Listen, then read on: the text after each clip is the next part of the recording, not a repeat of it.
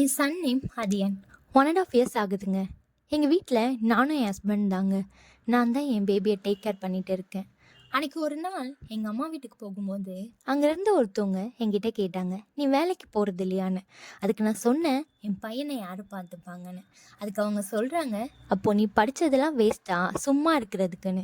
அதுக்கு நான் சொன்னேன், அப்படிலாம் எதுவுமே வேஸ்ட் ஆகாது. நான் ஜாப் போகாமலாம் இருக்க மாட்டேன், கண்டிப்பாக போவேன். பட் இப்போதைக்கு நான் தான் என் சன்னை பார்த்துக்கணுன்னு சொல்லிட்டு வந்துட்டேன். நான் சொல்லிட்டு வந்துட்டேன். பட் அவங்க பேசுனது என்னை ரொம்ப ஹர்ட் பண்ணிடுச்சுங்க. நான் மேரேஜ்க்கு முன்னாடி ஒரு பெரிய ஹாஸ்பிட்டலில் ஒர்க் பண்ணிட்டு இருந்தேங்க. ப்ரெக்னென்சி டைமில் கூட எம்பிஏ ஹெச்ஆர் கம்ப்ளீட் பண்ணிவிட்டு 8th மந்தில் இன்டர்ன்ஷிப்க்கு அப்ளை பண்ணேன். பட் என் ஹெல்த் அதுக்கு ஒத்து வரலை. வாமிட்டிங், கிரினஸ்னு என் ப்ரெக்னென்சி அப்படியே போயிடுச்சுங்க. பேபி பிறந்த அப்புறம் ஜாப்னு ஒன்று யோசிக்க முடியாத அளவுக்கு ஃபஸ்ட் அந்த 1 இயர் போச்சுங்க. தூக்கம் இல்லாமல், ஸ்ட்ரெஸ்ஸு, டிப்ரெஷன்னு. வீட்டில் இருக்காங்கன்னா அதுக்குன்னு சும்மா இருக்காங்கன்னு அர்த்தம் இல்லைங்க. குக் பண்ணுறதுலேருந்து வீட்டு வேலை மொத்தமாக பார்த்துக்கிறது எல்லாமே பண்ணிவிட்டு, இது இல்லாமல் பேபிக்கு பார்த்து பார்த்து ஒரு வேலையும் ஃபுட் ப்ரிப்பேர் பண்ணிவிட்டு அதை அவருக்கு ஊட்டி விடுறதுக்கு சாலிடாக 1 hour ஆகுங்க. ஒரு வேலைக்கும் ஃபுட் ஊட்டும் போதும். சப்போஸ் அந்த ஃபுட் அவருக்கு பிடிக்கலன்னா அகைன் ஒரு ஃபுட்டை ப்ரிப்பேர் பண்ணி கொடுக்கணுங்க. தூங்க வைக்கவும் 1 hour மேலே ஆகிடும் டெய்லியும். அதுவும் அது என் ரொம்பவே வாழு பையன். நான் குக் பண்ணிட்டு வரதுக்குள்ளே ஹால் 2 ஆயிருக்கும். அதை க்ளீன் பண்ணிட்டு வரதுக்குள்ளே அடுத்தது எதுனா பண்ணி வச்சிருப்பாரு. எல்லா ஒர்க்கும் முடிச்சுட்டு வந்து சாப்பிடலான்னு வந்தா அப்பதான் கக்கா போயிட்டு நிற்பாரு சார். ஸோ டெய்லி இதுவே ரொட்டீனாக போயிட்டு இருக்கு, ரெஸ்ட் இல்லாமல். சப்போஸ் ஜாப் போனால் கூட சண்டே 1 டே லீவ் கொடுப்பாங்க. 8 hours தாங்க ஒர்க்கு. பட் வீட்டில் ஹோம் மேக்கராக இருக்கிறதால மார்னிங் எழுந்ததுலேருந்து நைட் தூங்குற வரைக்குமே ஒர்க்கு தாங்க, வித்தவுட் சேலரியில், லீவ் இல்லாமல். எம்பிஏ ஹெச்ஆர் படிச்சுட்டு வீட்டில் உட்கார நான் என்ன முட்டாளாங்க?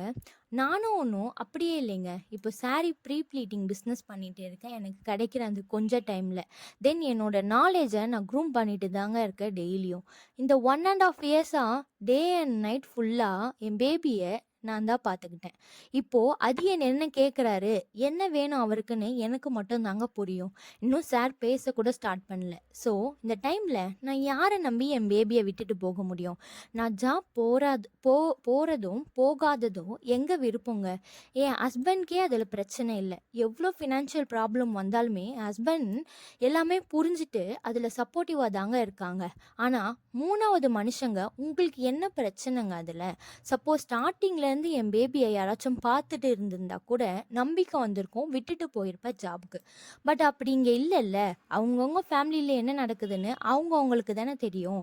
எதுவுமே தெரியாமல் ஏங்க மற்றவங்க விஷயம்ல இன்வால்வ் ஆகுறீங்க? எத்தனை அம்மாங்க தன்னோட பேபியை யாரையாச்சும் நம்பி விட்டுட்டு டே கேரில் விட்டுட்டு ஜாப் போயிட்டு ஒர்க்லேயும் ஒழுங்காக கான்சன்ட்ரேட் பண்ணாமல் பேபியை பற்றியே திங்க் பண்ணிகிட்டு இருக்காங்க. ஒரு கட்டத்துக்கு மேலே அந்த குழந்தைக்கு ஒரு அம்மாவாகவே இருந்தாலுமே குளிப்பாட்ட முடியுமா? தலை சீவி விட முடியுமா? அவங்களுக்கு ஊட்டி விட தான் முடியுமா? அவங்களா வளர்ந்துட்டா அவங்களோட வேலையை தானாக பண்ணிக்க போகிறாங்க. ஸோ இப்போ கிடைக்கிற மூமெண்ட் இப்போ மட்டும் தானே அனுபவிக்க முடியும். எது ஒருத்தவங்கள பற்றி பேசுகிறதா இருந்தாலுமே என்னன்னு தெரியாமல்